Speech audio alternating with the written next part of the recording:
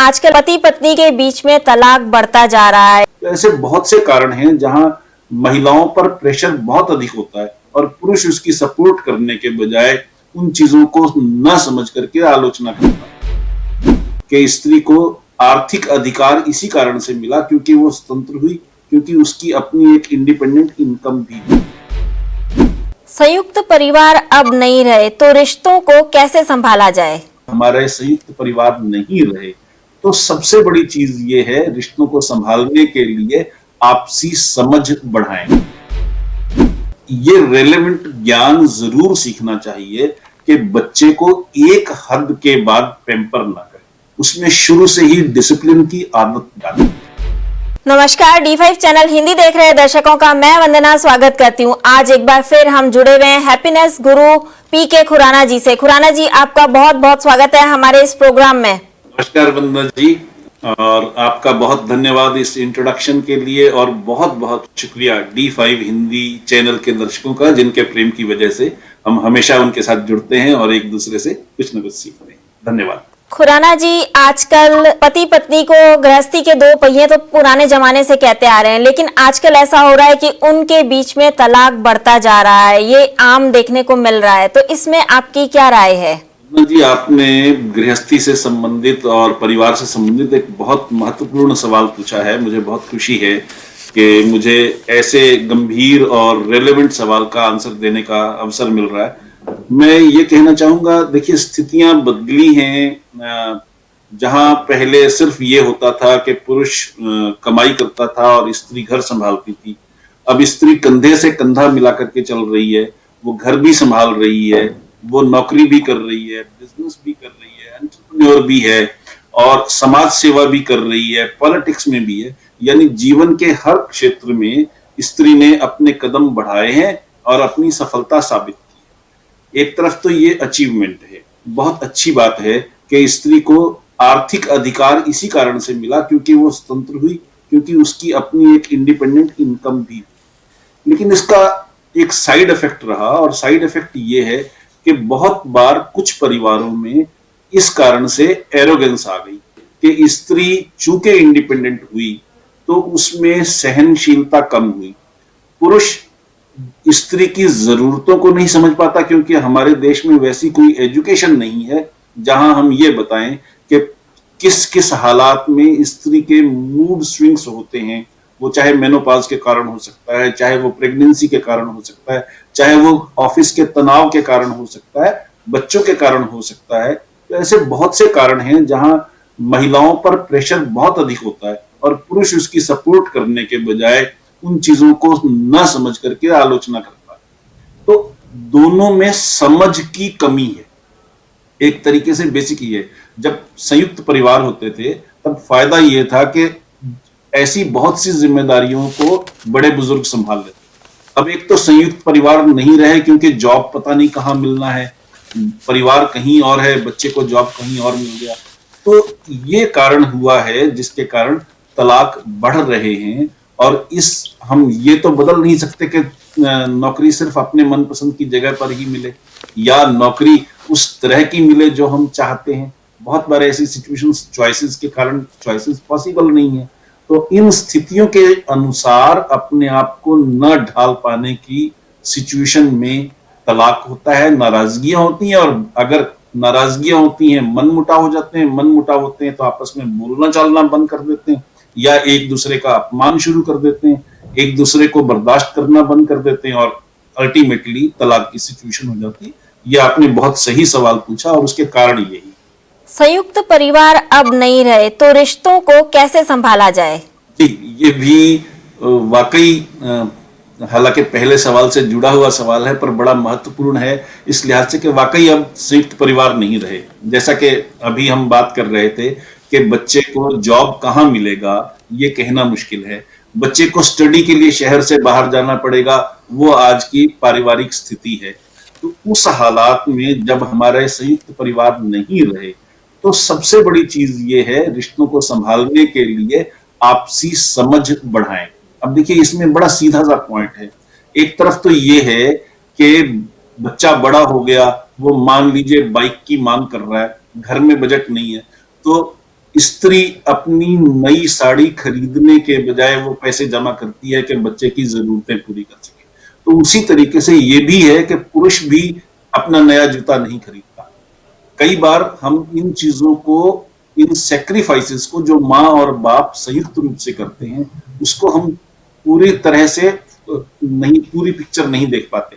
तो अक्सर ये होता है कि माँ ने ये कर दिया, अक्सर ये होता है बाप ने ये कर दिया। दोनों एक दूसरे के सेक्रीफाइसेस को अंडरस्टैंड नहीं कर पाते, अंडर एस्टिमेट करते। एक तरफ तो माँ चौका चूल्हा संभाल रही है, तो बाप भी बाहर जाकर के कमाई कर रहा है, मेहनत कर रहा है। दोनों के श्रम में कोई कमी नहीं है, दोनों के श्रम में कोई अंतर नहीं है, दोनों के मेहनत में कोई अंतर नहीं, दोनों पर उसी तरह के प्रेशर्स हैं। एक पे ऑफिस का या बिजनेस का प्रेशर है, तो दूसरे पे घर का प्रेशर है। तो असल में चीज ये है कि जब हम दूसरे आदमी की सिचुएशन को अंडर एस्टिमेट करते हैं, उसको हम फॉर ग्रांटेड ले लेते हैं, तो आपस में समझ कम हो जाती है। प्लस तुरंत रिएक्ट करना। मान लीजिए मैं किसी भी कारण से तनाव में हूं, मैंने कुछ कहा, अपनी धर्मपत्नी को कुछ कह दिया और वो तुरंत रिएक्ट करके मुझे भी उल्टा सुना दें, तो वो गुस्सा दोनों तरफ बढ़ जाएगा। उन्होंने कुछ कहा, मैं तुरंत सुना दूं, तो भी गुस्सा दोनों तरफ बढ़ जाएगा। तो इसमें बेसिक चीज यही है कि जब एक व्यक्ति, किसी भी एक पक्ष का एक व्यक्ति कोई ऐसी बात भी कह दे जो थोड़ी सी चुभ जाए, तो उस वक्त हमें आपसी समझ को बनाए रख करके ये सोचना चाहिए कि हमें कहना नहीं है, सहना है। ये एक प्रिंसिपल है अच्छे रिश्तों का, रिश्तों की मिठास का, कि हम तुरंत जवाब ना दें, थोड़ी देर के लिए बर्दाश्त कर लें, फिर उस पर ध्यान से सोचें और फिर प्रेम से अपनी बात कहें। क्या जरूरी है कि हम अपनी बात गुस्से में कहें? क्या जरूरी है कि हम अपनी बात तल्ख लहजे में कहें? क्या जरूरी है कि हमारे एक्सप्रेशंस, बॉडी लैंग्वेज ऐसी हो जो सामने वाले को चुभ जाए? वही चीज हम संयम से भी कह सकते हैं, जो चीज हम गुस्से में कहना चाहते हैं। इतनी सी छोटी बातों का ध्यान रखें तो रिश्तों को संभाला जा सकता है। ये छोटे छोटे से सूत्र हैं जो आदमी को समझने चाहिए। एकल परिवार होने की वजह से माँ बाप पर बच्चों के परवरिश का सारा बोझ आ गया है, तो ऐसे में आप क्या कहना चाहेंगे? परिवार की अच्छाई और सफलता से जुड़ा ये बड़ा महत्वपूर्ण सवाल है, बड़ा महत्वपूर्ण इंपॉर्टेंट फैक्टर है, जिस पर माँ बाप को शुरू से ही ध्यान देना चाहिए। एकल परिवार में सबसे बड़ा नुकसान ये है कि पहला बच्चा हुआ, उसकी तरफ ध्यान बहुत ज्यादा जाता है, उसे पेम्पर बहुत ज्यादा किया जाता है। तो जब हम बच्चे को पेम्पर करते हैं, उसको शुरू से ही वैसी आदत पड़ जाती है, वैसा ही डिमांडिंग हो जाएगा, वैसा ही नोटोरियस हो जाएगा, हर बात में जिद करना शुरू कर सकता है। तो हम पेरेंटिंग में ये सबसे बड़ी चीज है, माँ बाप को ये शिक्षा मिलनी चाहिए जो पहले संयुक्त परिवार में मिल जाया करती थी। दादी थी, नानी थी, मामी थी, चाची थी, मौसी थी, वो लोग एक दूसरे को एजुकेट करते रहते थे और एक दूसरे के एक्सपीरियंस से सीखते भी रहते थे। वो सुविधा अब नहीं है। तो माँ बाप को ये समझना चाहिए पेरेंटिंग के एसेंशियल टिप्स क्या हैं, उनकी जानकारी रखें। वो सारी चीजें नेट पर भी अवेलेबल है, क्लासेस भी बहुत तरह की होती हैं। तो हमें ये रेलेवेंट ज्ञान जरूर सीखना चाहिए कि बच्चे को एक हद के बाद पेम्पर ना करें, उसमें शुरू से ही डिसिप्लिन की आदत डालें। दूसरी चीज, माँ की मेहनत और पिता की मेहनत दोनों की बच्चा इज्जत करना सीखे। माँ की मेहनत का मतलब ये है, आप महिला हैं, आप इस बात को समझ सकती हैं। सपोज कीजिए आपने राजमा बनाने होंगे, आप रात को राजमा निकालेंगी, चुनेंगी, साफ करेंगी, उसको भिगोएंगी, तब जाकर के सवेरे वो सब्जी के लिए बनने के लिए तैयार हो पाएगा। तो माँ एक एक चीज प्लान करती है, ऐसे ही पिता भी बहुत सारी चीजें प्लान करके, मेहनत करके, और तब वो पैसे कमा पाता है। तो बच्चे को भोजन थाली में ना छोड़े, उसमें किसान की भी मेहनत है, माँ की भी मेहनत है। और अननेसेसरी की डिमांड्स ना रखे, क्योंकि पिता की मेहनत है, पिता के पैसे जाया ना करे। ये दोनों चीजों की इज्जत उसके दिल में शुरू से ही भरनी चाहिए। ये सीख बच्चों को माँ बाप दोनों मिल करके दें, ये बहुत ज्यादा जरूरी है, ताकि बच्चा जब बड़ा हो, जैसे जैसे बड़ा हो, वैसे वैसे वो उन गलत आदतों को ना अपनाए। दूसरी चीज इसमें एक और है कि हम कितने भी काबिल हों, अगर हम 10 काम करेंगे, 10 में से 6 काम 7 काम ऐसे हो सकते हैं जिनमें हम सफल ना हो सके। तो असफलता को मैनेज करना, असफलता से उबरना, कोई दुख की शॉक की स्थिति आए उससे उबरना और आगे मूव ऑन कर पाना, ये शिक्षा भी माँ बाप को अपने बच्चों को देनी चाहिए ताकि उनमें डिप्रेशन की सिचुएशन ना आए, ताकि उनमें कहीं निराशा और हताशा का भाव ना आए। कभी मान लीजिए बच्चा आईआईटी में प्रवेश लेना चाहता है, नहीं पास कर पाया, आईएएस बनना चाहता है, नहीं पास कर पाया, तो करियर के बहुत सारे और पाथ हैं। हमें यह समझना चाहिए कि एक दरवाजा बंद होने का मतलब ये नहीं है कि जिंदगी खत्म हो गई। माँ बाप ये शिक्षा भी बच्चों को शुरू से ही साथ साथ दें। सफल होना, असफल होना जिंदगी के हिस्से हैं, उसमें कहीं निराशा हताशा नहीं होनी चाहिए। अगले स्टेप को देखना चाहिए या दोबारा तैयारी अच्छे तरीके से और ज्यादा अच्छे तरीके से करनी चाहिए। ये शिक्षा देना अब माँ बाप की जिम्मेदारी है, एकल परिवार में तो खासकर। अगर बच्चे लव मैरिज करना चाहें तो ऐसे में माँ बाप का क्या रोल होना चाहिए? बहुत गंभीर सवाल है। हालांकि देखिए, दुनिया में कोई भी एक फॉर्मूला हर स्थिति पर फिट नहीं हो सकता, फिर भी जनरल बातें जरूर कर सकते हैं कि आज बच्चा पढ़ता लिखता है और उसके तुरंत बाद किसी न किसी जगह पे उसका जॉब लग जाता है। और जैसा कि हम पहले कह चुके हैं कि अब स्त्रियां भी समाज में कहीं भी पीछे नहीं हैं। तो पुरुष और स्त्री, लड़के और लड़कियां एक ही ऑफिस में जहां रोज मिलते हैं, एक ट्रेन में रोज सफर करते हैं, एक बस में रोज जाते हैं और एक रेस्टोरेंट में रोज खाना खाते हैं। मीटिंग पॉइंट्स वेरियस हो सकते हैं, कई तरह के हो सकते हैं। रोज एक तरह के सेमिनार्स अटेंड करते हैं।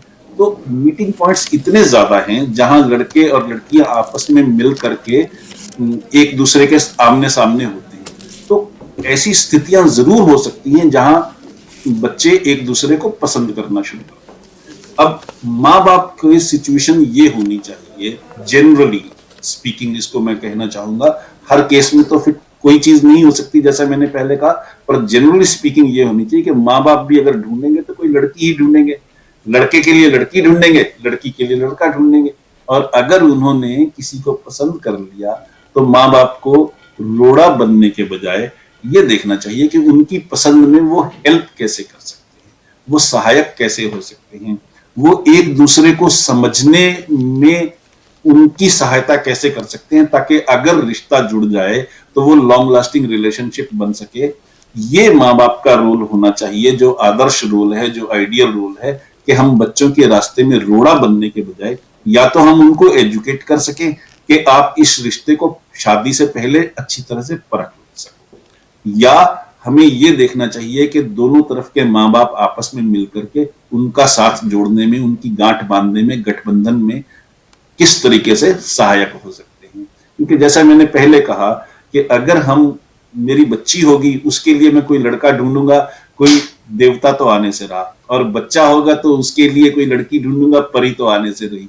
तो माँ बाप को जनरली उसमें सहायक होना चाहिए, वो ज्यादा अच्छा है, बजाय इसके के कॉन्फ्लिक्ट वाली सिचुएशन हो, बजाय इसके के दोनों बच्चे अलग कर दिए जाएं और वो डिप्रेशन में चले जाएं, बजाय इसके के वो कोई एक्सट्रीम स्टेप उठा ले, बजाय इसके के वो घर से भाग जाए या आपसे बागी हो जाए, आपसे अलग हो जाए।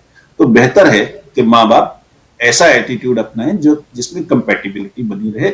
मेरी तो यही राय है। खुराना जी, आपने बहुत ही अच्छी राय दी। सबको देखना चाहिए माँ बाप को कि बच्चे क्या चाहते हैं और क्या नहीं चाहते हैं, उनका साथ देना चाहिए। वैसे ही बच्चों को भी अपने माँ बाप को ध्यान में रख करके अपना लाइफ पार्टनर चुनना चाहिए। आप हमारे साथ जुड़े, आपका बहुत बहुत धन्यवाद। बहुत शुक्रिया, धन्यवाद एक बार फिर D5 हिंदी चैनल के दर्शकों का, जिनके प्रेम की वजह से हम हमेशा रूबरू। अगले एपिसोड में आपसे फिर मुलाकात होगी, तब तक के लिए नमस्कार।